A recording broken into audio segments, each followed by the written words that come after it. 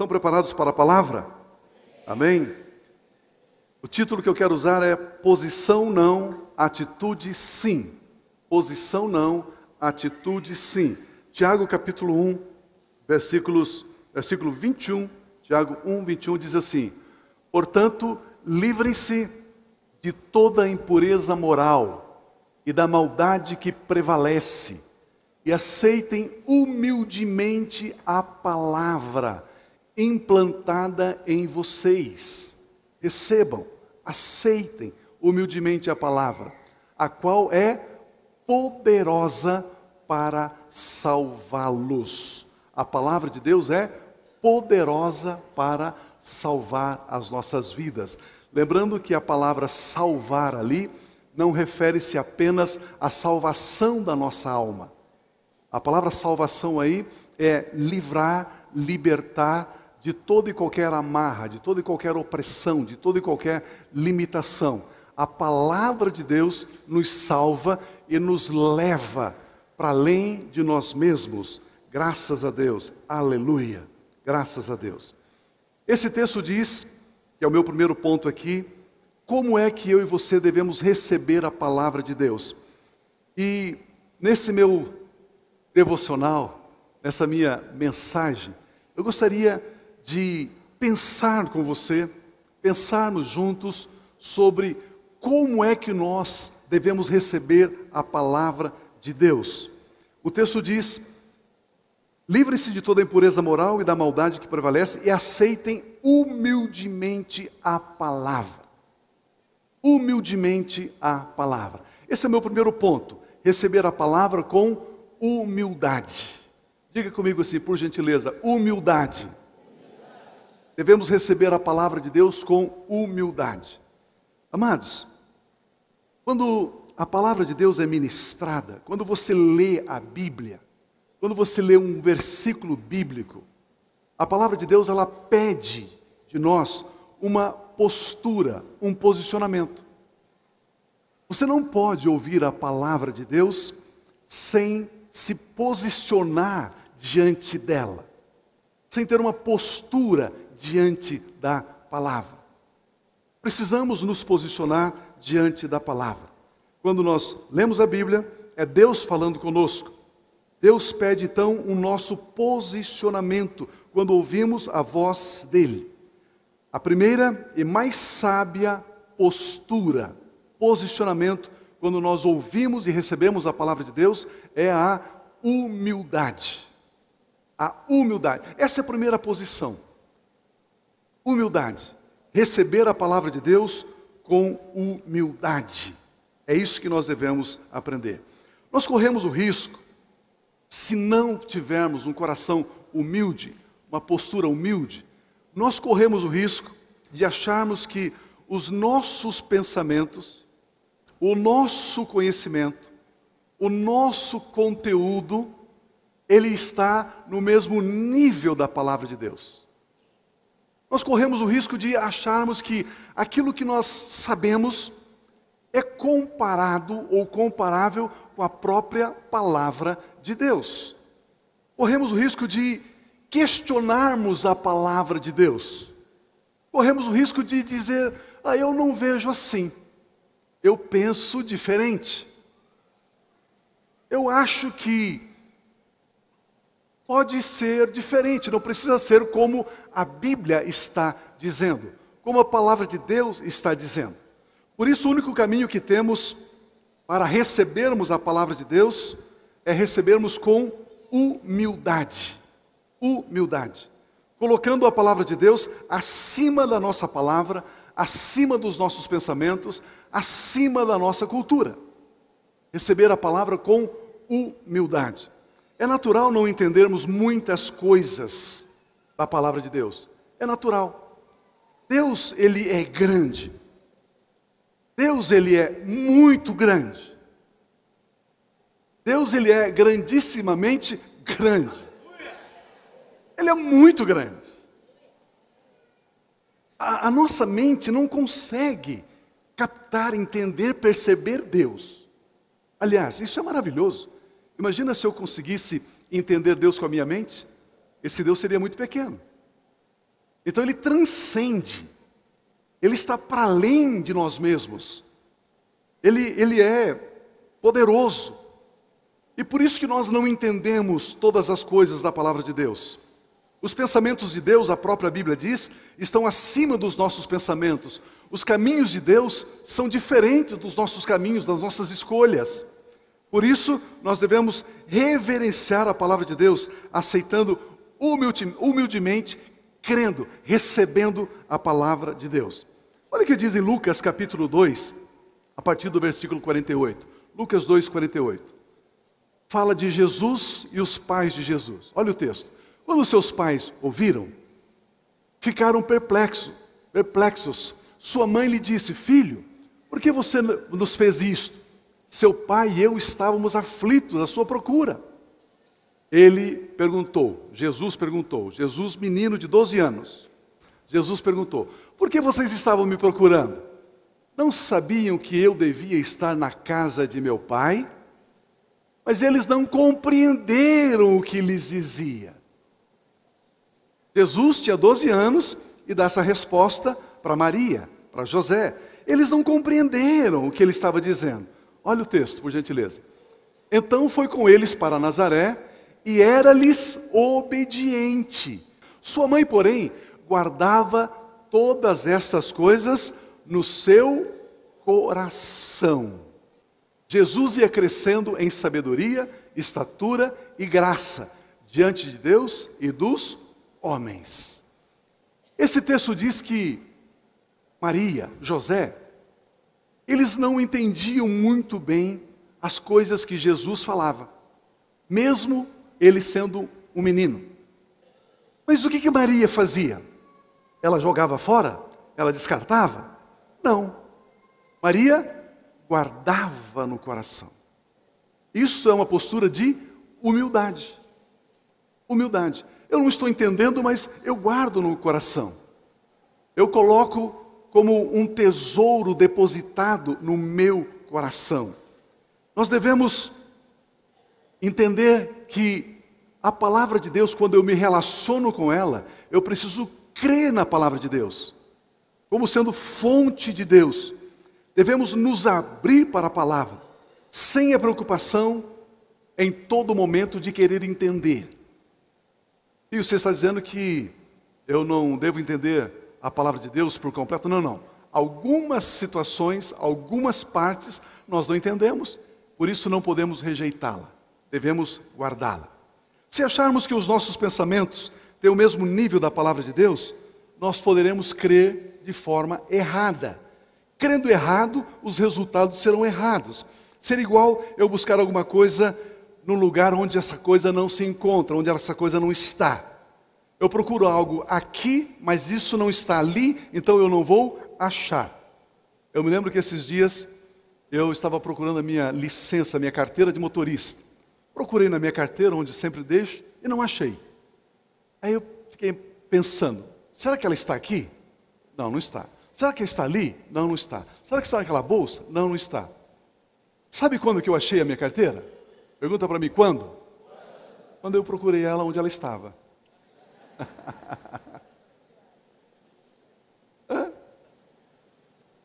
Às vezes, eu e você estamos procurando algumas coisas espirituais no lugar errado. Aí não temos respostas. Ficamos cansados. Ficamos abatidos, chateados. Eu vou pegar uma outra versão da Bíblia, porque essa aqui eu não consigo. Mas nós precisamos entender que o Espírito Santo, ele nos guia em toda a verdade. E quando nós recebemos humildemente a palavra de Deus, aí nós encontramos as respostas daquilo que nós estamos procurando. Já passou pela sua cabeça o pensamento de que Deus ama e abençoa mais algumas pessoas que outras? Já? A minha cabeça já passou. Eu acho que Deus abençoa mais fulano, beltrano do que outro, do que a mim. Às vezes quando você não pensa assim, parece que, Deus, como que é isso?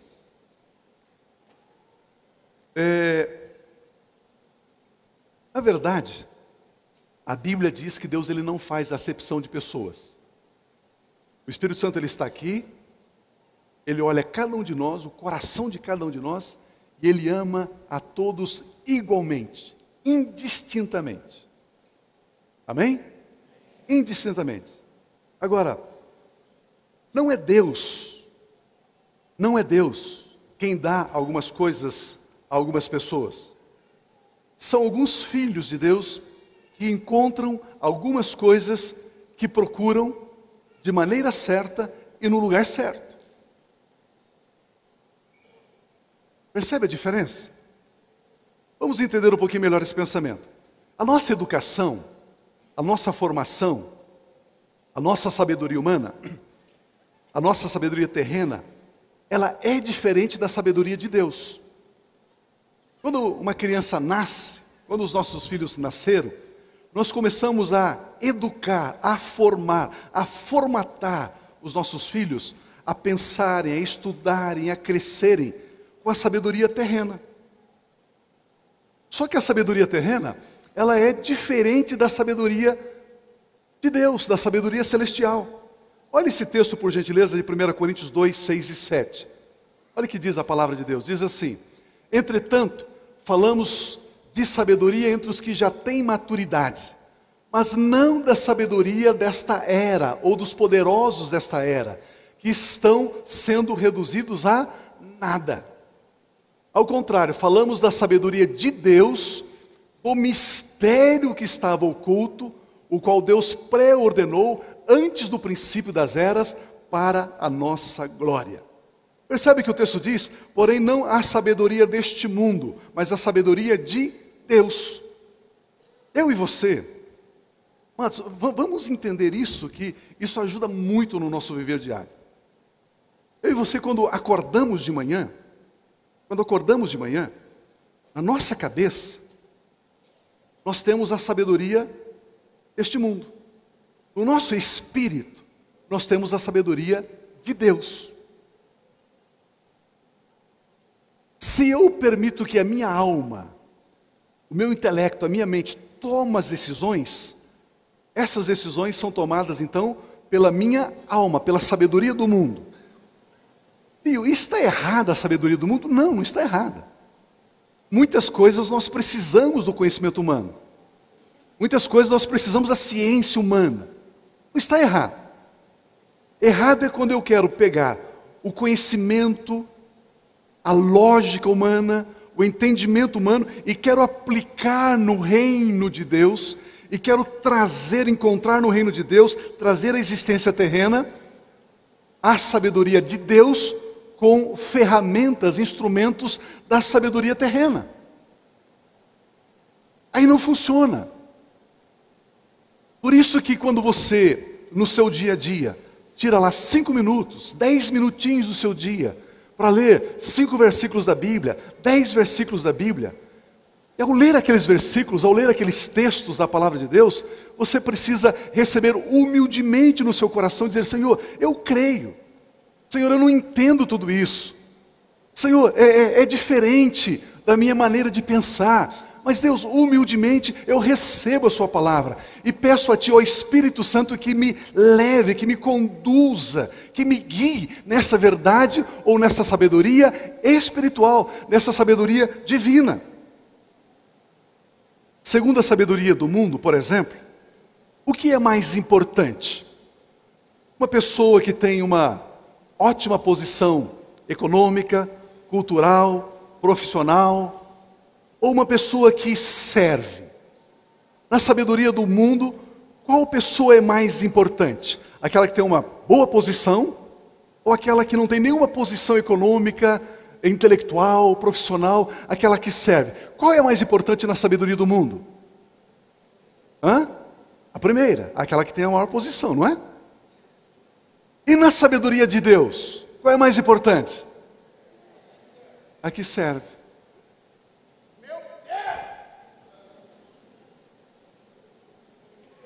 Percebe esse conflito entre a minha formação, entre a minha cultura terrena e a revelação da palavra de Deus, a revelação da vontade de Deus? A sabedoria da terra nos ensina que devemos buscar então uma autoposição.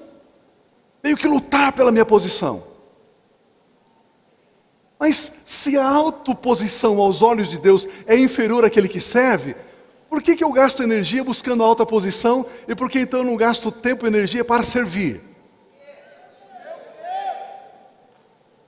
Aleluia. Deus está falando conosco hoje, né? Dá uma olhadinha, Lucas capítulo 10, versículo 21. Naquela hora, Jesus, exultando no Espírito Santo, disse: eu te louvo, Pai. Olha o relacionamento do pai e do filho. Que bonito, né? Que lindo. Jesus dizendo assim: eu te louvo, Pai. Eu e você também precisamos fazer isso, né? Eu te louvo, Pai. Eu te louvo, Pai, Senhor do céu e da terra. Uau! Uau! Um diálogo entre a Trindade. Um diálogo entre a Trindade. Deus Filho e Deus Pai conversando. Pai, Tu és Senhor do céu e da terra, porque escondeste essas coisas dos sábios e cultos e as revelastes aos pequeninos. Sim, Pai, pois assim foi do seu agrado. Jesus está dizendo: Pai, essas coisas, essa sabedoria espiritual, a sabedoria de Deus, os mistérios de Deus, o Senhor escondeu dos sábios, dos da alta posição, e revelaste aos pequeninos. A minha pergunta é: e por que então você quer ter uma alta posição, você quer ser sábio e não quer ser pequenino? Percebe que a gente começa a procurar as coisas no lugar errado e por isso não encontramos? Começou a fazer sentido para você? Olha, Pai, o Senhor revelou as coisas aos pequeninos. Não, eu quero ser grande. Você vai encontrar a revelação? Não, você vai procurar no lugar errado. Pai, eu te louvo porque o Senhor revelou as coisas aos pequeninos. Então eu quero ser um pequenino, Pai, para ter essa revelação, para conhecer os teus mistérios. Só que a cultura humana diz que importante é aquele que está lá em cima. Esse é o importante. Mas a sabedoria de Deus diz: não, aquele que serve é mais importante. Inclusive tem direito à revelação das coisas ocultas, dos mistérios ocultos de Deus. A revelação, as revelações dos mistérios da sabedoria de Deus está ao alcance dos humildes. Humildes. Como é que eu devo receber a palavra de Deus? Em humildade. Humildade. O que eu estou dizendo é sobre a luta que temos em nossas mentes. Queremos crer e receber a palavra de Deus pura e simples como somente ela é. Mas ao mesmo tempo, a nossa sabedoria humana resiste, discorda, questiona a sabedoria de Deus. Amados, aqui nós temos um grande segredo. Nós precisamos crer e aceitar humildemente a palavra de Deus como palavra poderosa do Deus Criador dos céus e da terra, do nosso Pai Celestial, daquele que nos ama. Aleluia! É assim que devemos receber a palavra do nosso Pai Celestial. Depois dessa introdução, eu quero que você pense comigo nesse segundo ponto. Posição não, ação sim. Vamos dar uma olhadinha em Mateus capítulo 20. Mateus capítulo 20. A partir do versículo 20. O que você quer? Então aproximou-se de Jesus a mãe dos filhos de Zebedeu, com seus filhos, e prostrando-se, ela fez um pedido. Uma mulher, marido chama-se Zebedeu, ela tem 2 filhos, ela aproxima-se de Jesus, se prostra, e Jesus diz para ela: o que você deseja? O que você pediria, hein? O que você pediria? Uau! Jesus, ele simplesmente ele abre. Diz: o que é que você quer? Dando a entender: peça tudo o que você quiser, e quase tudo eu posso lhe dar.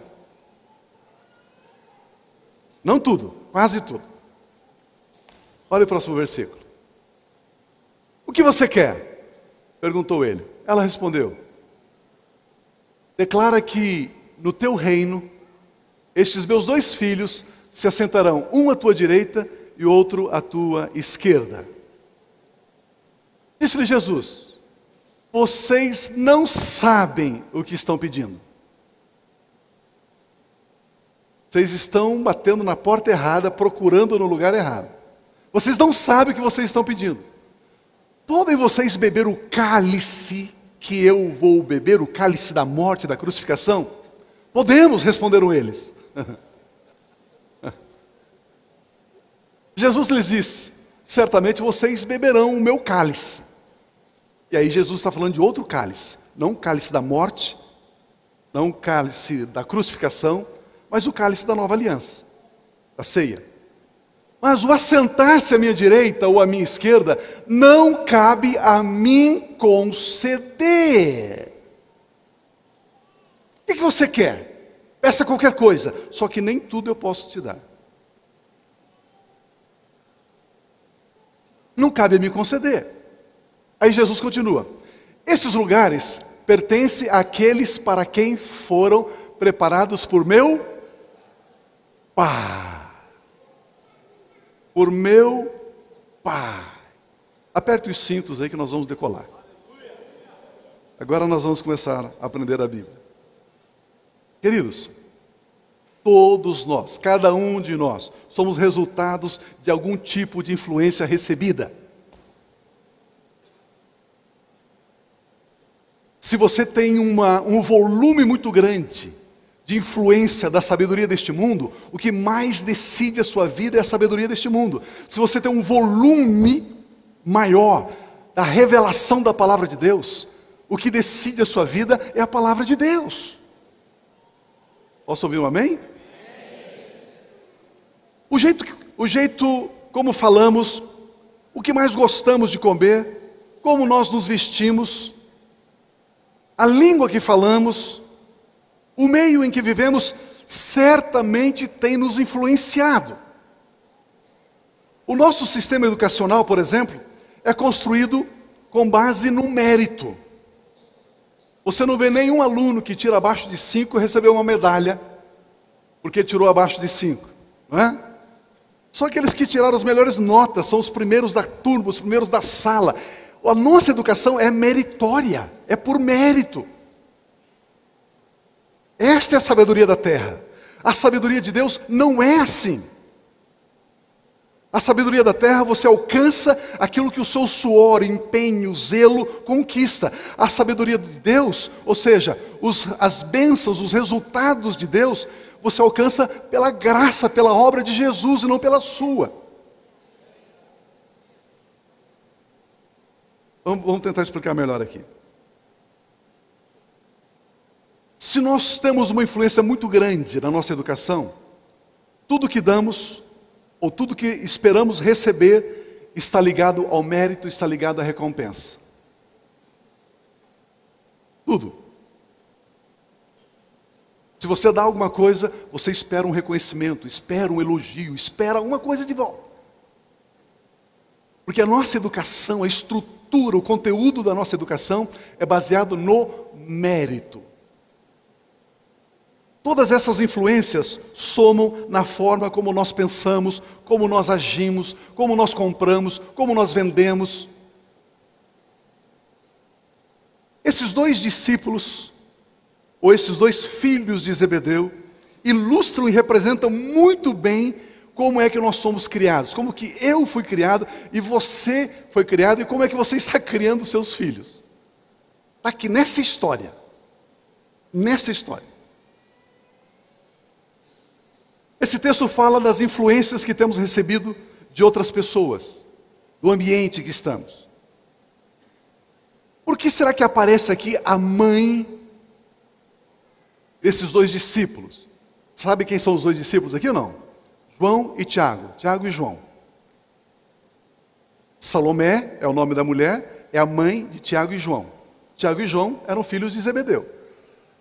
A mãe de Tiago e João chega para Jesus para fazer um pedido. A pergunta é, por que aparece a mãe e não o pai deles? Querem saber?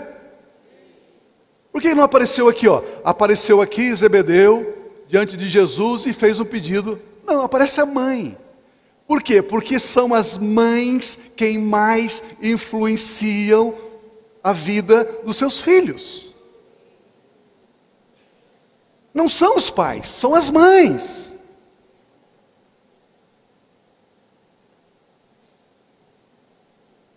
Vocês estão meio assim, eu não estou falando que está certo ou está errado, ok? Estou falando o que é. Certa ocasião, um pastor de uma igreja quis ensinar seus membros e disse o seguinte: irmãos, eu gostaria que aqui fizéssemos 2 filas. Aqui os homens que mandam na sua casa. E aqui os homens que as mulheres mandam na sua casa. E todos os homens vieram aqui nessa fila. Que as mulheres mandam em casa. E um homem só chegou aqui. Aí o pastor falou assim: olá, amado, tudo bem? Tudo bem. Essa é a fila daqueles em que os homens mandam em casa. Você manda na sua casa? Eu não sei, a minha mulher mandou vir aqui.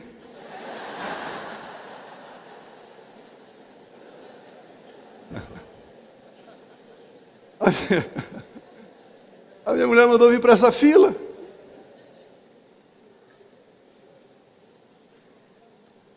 Veja esse exemplo. Se a mãe fala um idioma, uma língua estrangeira, a criança vai aprender a língua estrangeira. Se é o pai, a criança não vai aprender. Se a mãe fala russo, e o pai não, só a mãe fala russo, as crianças vão aprender russo. Se o pai fala russo e a mãe não fala, só fala português, e o pai é quem fala russo, as crianças não vão aprender russo. Não vão aprender. A figura feminina aqui, ela é central. Pois são as mulheres, são elas que trabalham mais com o foco de colocar a sua família em boas posições. São as mulheres que trabalham nessa direção. Vou dar um parênteses aqui. Leia 1 Crônicas, 2 Crônicas, 1 Reis, 2 Reis. Você vai ver que todos os reis que são entronizados, lá na Bíblia está escrito, e o nome da sua mãe é fulano de tal. Lá não aparece o nome do seu pai, aparece o nome da sua mãe. O nome da mãe do rei tal, o nome da mãe do rei tal. Por quê? Porque são as mulheres que trabalham para colocar os seus filhos nas posições que elas acham que eles devem ocupar. Costumeiramente também, ouça isso. Estão comigo ainda? Costumeiramente também, a esposa sempre tenta colocar o marido na posição que ela acha que ele deve ocupar.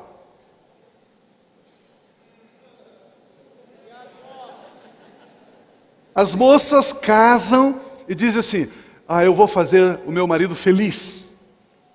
Não faça isso, minha irmã. Você está dizendo que você casou com um infeliz. As esposas trabalham arduamente para colocar os seus maridos na posição que elas acham que eles merecem.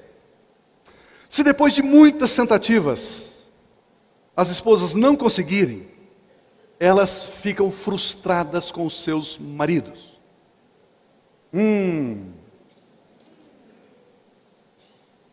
Ouça essa frase aqui. As maiores frustrações no casamento se instalam porque a mulher não conseguiu tornar o marido em quem ela gostaria que ele fosse.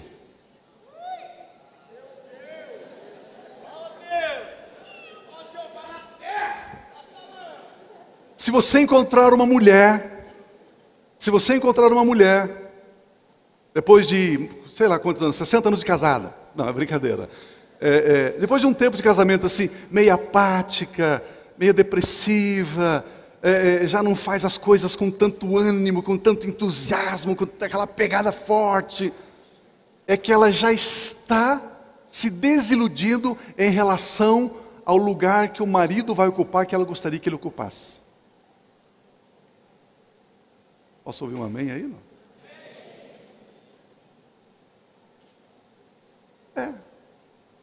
Ela trabalhou tanto para colocar o marido naquela posição e ela não está conseguindo. Ela percebe que ela não vai conseguir.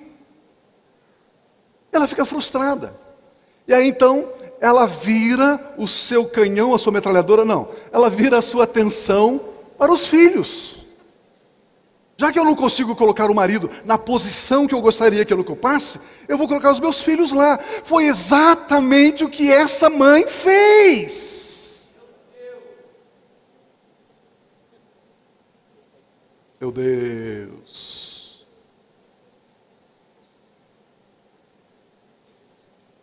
Salomé, ela começa uma outra cruzada, uma outra luta. Ela fala de tudo para colocar os filhos na posição que ela quer. Agora ela tenta conseguir então que os seus intentos de posicionar a sua família, seus intentos voltam-se agora para os seus filhos Tiago e João. É como se ela dissesse: Senhor Jesus, eu trabalhei tanto com meu marido, Zebedeu, mas não deu. Agora eu estou investindo na vida dos meus filhos. Eles estão prontos e preparados para a posição de se assentarem, um do seu lado e outro do outro, no seu reino. Eles estão preparados. Eu criei eles.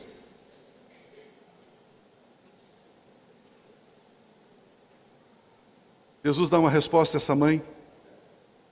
E Jesus dá uma resposta a mim e a você, queridos. Olha, vamos aprender isso, vamos aprender isso, vamos aprender isso.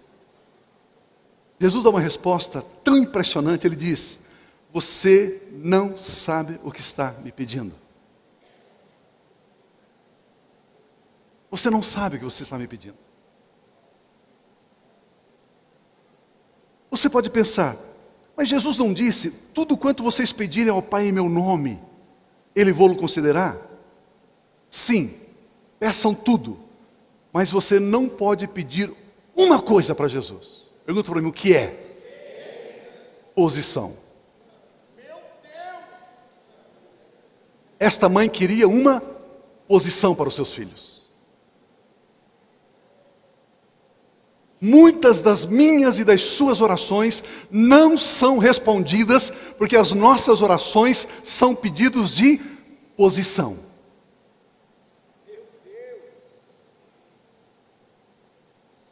E aí Jesus diz: olha, você não sabe o que está pedindo.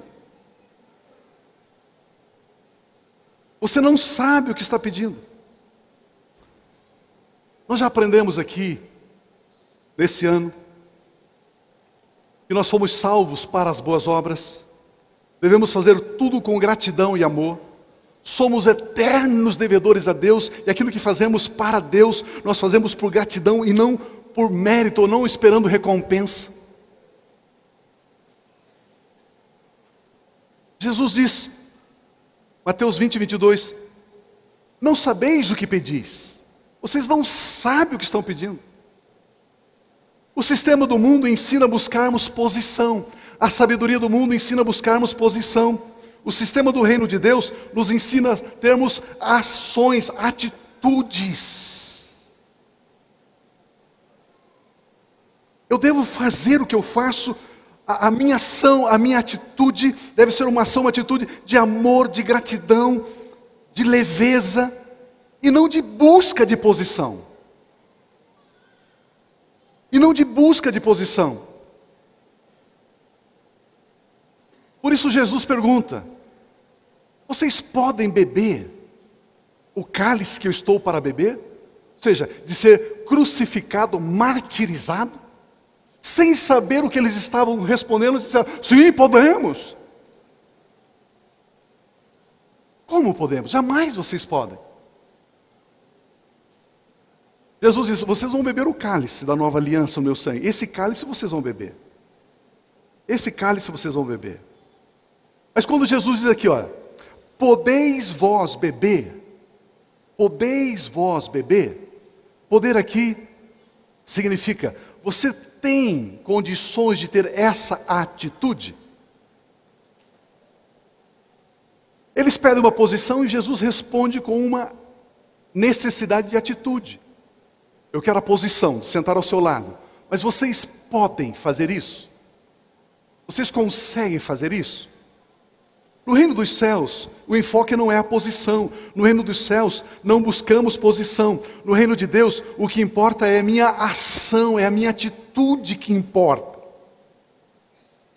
Recapitulando um pouquinho, a sabedoria do mundo diz que eu tenho que trabalhar, me esmerar por mérito para alcançar uma posição. Mas a sabedoria do alto, a sabedoria de Deus diz não. Faça o que vier às suas mãos para você fazer, com alegria, com leveza, não buscando posição.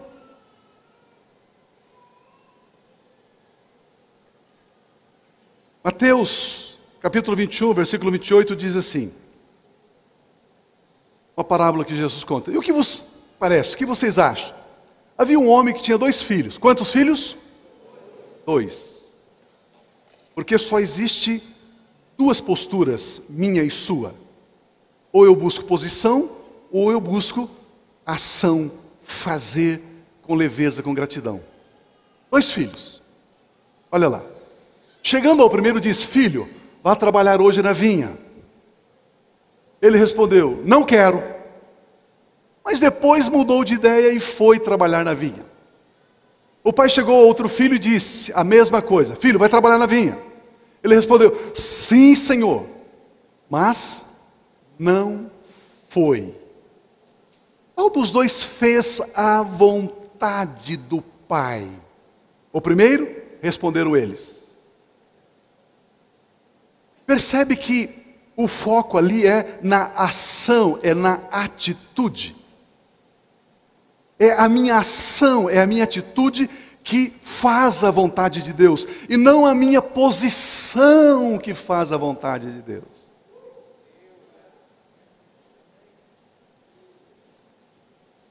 Quem foi que fez a vontade do Pai?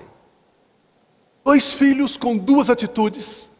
Um disse, eu vou, mas não foi. Outro disse, eu não vou, mas se arrependeu e foi. Percebe que a atitude é superior àquilo que falamos aos olhos de Deus? Aos olhos do nosso próprio Pai Celestial? Vamos voltar para Mateus capítulo 20, no versículo 23. Então Jesus lhes disse, certamente vocês beberão o meu cálice. O cálice da nova aliança, como eu já disse. Mas o assentar-se à minha direita ou à minha esquerda não cabe a mim conceder. Esses lugares pertencem àqueles para quem foram preparados por meu aleluia. Diga aleluia. Quem é responsável por colocar você e eu em posição? Quem? Deus Pai. Deus Pai é quem coloca a mim e você em posições. Nós não devemos buscar posições. Nós devemos ter atitudes de fazer a obra do Senhor em obediência e pronto.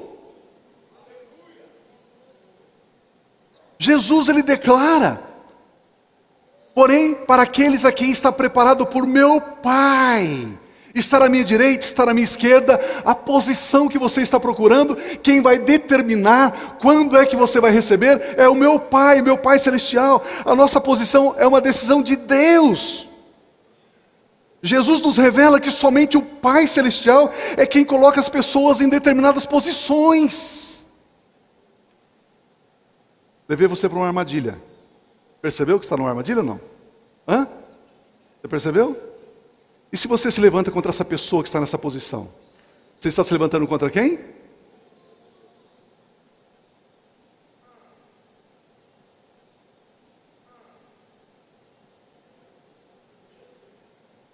Meu Deus. A única posição que eu e você devemos escolher está em 1 Pedro 5, 6 e 7. Essa é a posição que devemos escolher. Portanto, humilhe-se debaixo da poderosa mão de Deus, para que Ele os exalte no tempo devido. Tenha uma atitude de humildade, que no momento oportuno Ele te coloca na posição que Ele tem para você. Olha o versículo 7.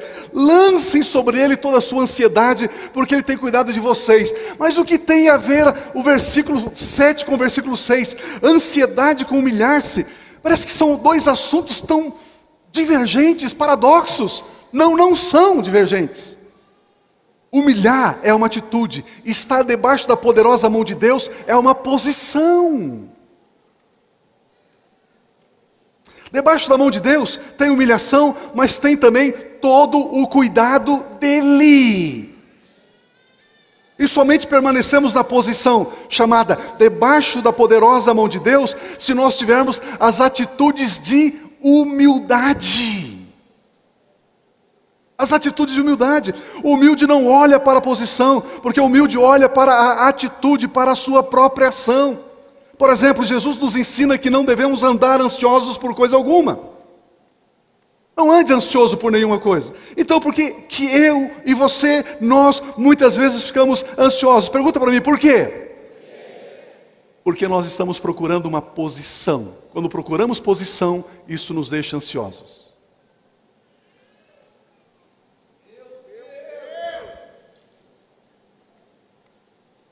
E quando nós temos uma posição, ficamos ansiosos com medo de perder a posição. Meu irmão, se Deus colocou você nesse negócio, nessa empresa, se Deus colocou você nessa função, nesse cargo, saiba de uma coisa, não tem inferno, não tem poderes malignos que pode tirar você daí. Esse lugar foi Ele quem te deu, e ninguém vai demover você daí.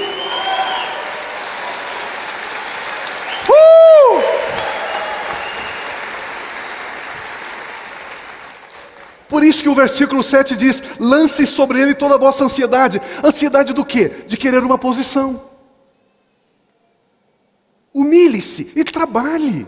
Meu irmão, faça aquilo que vier às suas mãos para você fazer. Aonde você estiver. Faça com todo amor, faça com todo carinho, como ao Senhor e não os homens.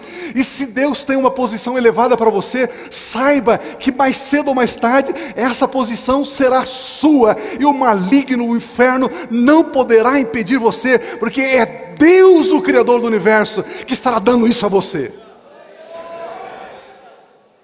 A busca errada no lugar errado, né? Pega o terceiro pensamento aí, por gentileza. Objetivo errado. Quando a mãe de Tiago e João pede uma posição aos seus dois filhos, como foi que os outros discípulos se sentiram? Eram 12 discípulos. A mãe de dois diz, um à direita e à esquerda, sobrou 10. Olha o que está escrito no versículo 24. Quando os outros 10 ouviram isto, ficaram felizes. Ficaram o quê? Indignados com os dois irmãos. Indignados com os dois irmãos. Queridos, aqui nós temos uma das mais profundas, claras, inequívoca. Aqui nós temos uma das mais importantes revelações da parte de Deus, porque existe divisão nas igrejas.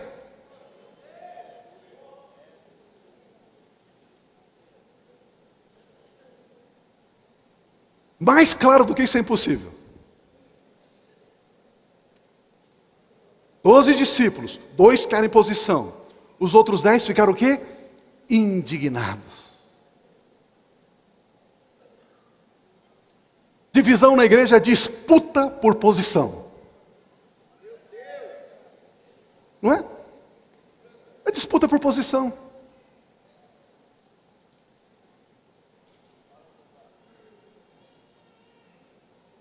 Os outros ficaram indignados.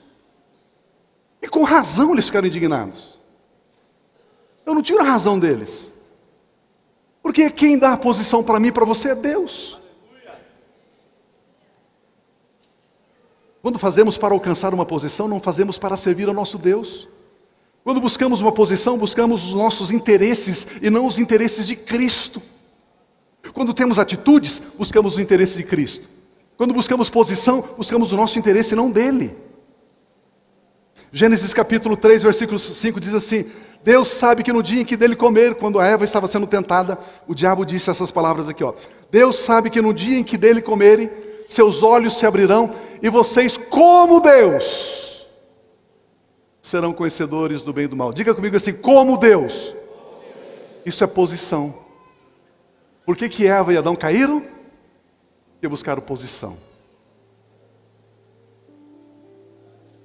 Ser como Deus. Posição. Lúcifer Ele diz: subirei aos céus e serei semelhante ao Altíssimo. Lúcifer caiu por quê? Posição. Posição.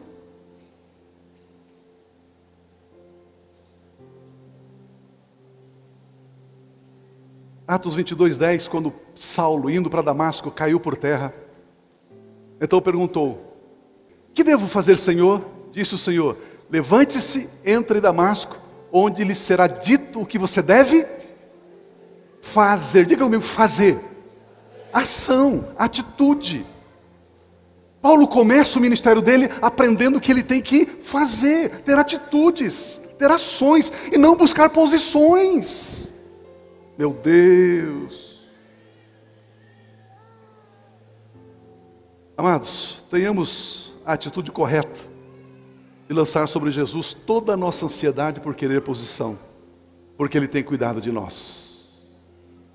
E no tempo oportuno, eu, você, nós seremos exaltados.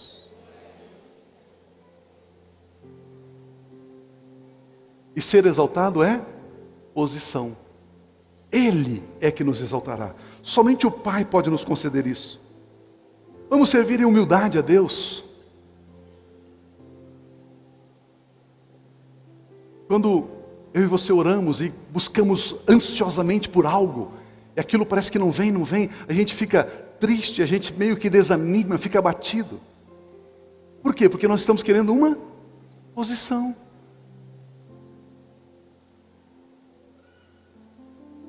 Por que, Deus, o Senhor não está respondendo? Por que, Deus, o Senhor não me deu? Deixa eu encorajar você a, nesta semana, ter ações, atitudes de gratidão a Deus por tudo aquilo que você fizer. Vamos lançar a nossa ansiedade de querermos alguma posição nas mãos do nosso Pai Celestial. Vamos descansar que a posição que Ele tem para você será sua e de mais ninguém. Aleluia. Descanse nisso, meu irmão, descanse nisso, minha irmã. Quando entendemos a graça de Deus, nós trabalhamos por amor, por gratidão e não por recompensa. Não vamos trabalhar por posição. Por que eu estou compartilhando essa palavra com você? Primeiramente porque Deus colocou no meu coração. Segundo, o teu sonho não tem preço. O teu sonho não tem preço. Não abra mão dos seus sonhos. Foi Deus quem colocou no seu coração os seus sonhos. Não abra mão deles. É de Deus os seus sonhos. Mas às vezes nós estamos procurando materializar os nossos sonhos de maneira errada, no lugar errado, buscando um lugar errado.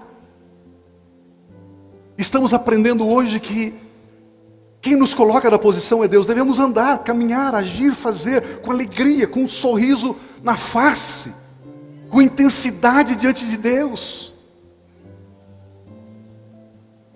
Não abra mão dos seus sonhos. Vamos procurar no lugar certo, debaixo da poderosa mão de Deus, de maneira certa, humildemente. E isso então será materializado, porque eu creio e eu declaro sobre a sua vida, em nome do Senhor Jesus, que o seu tempo, meu irmão, o seu tempo, minha irmã, já chegou. O seu tempo, meu irmão, o seu tempo, minha irmã, já chegou.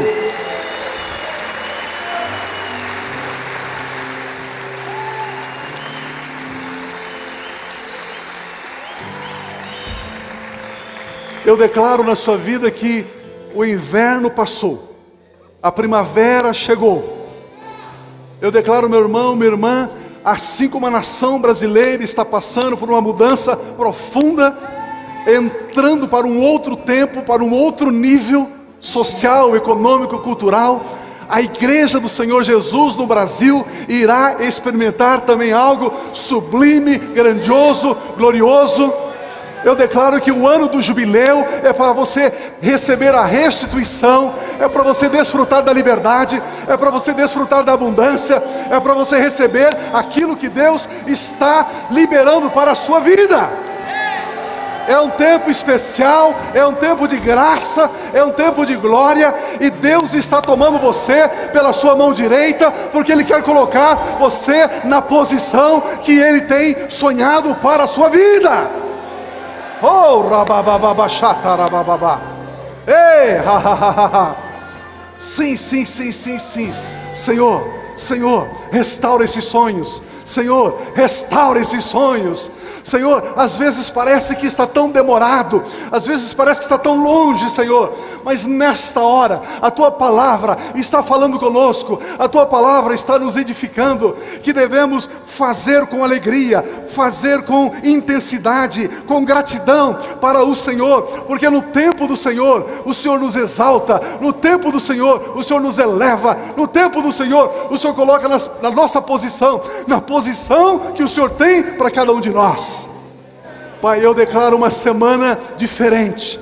Eu declaro uma semana diferente.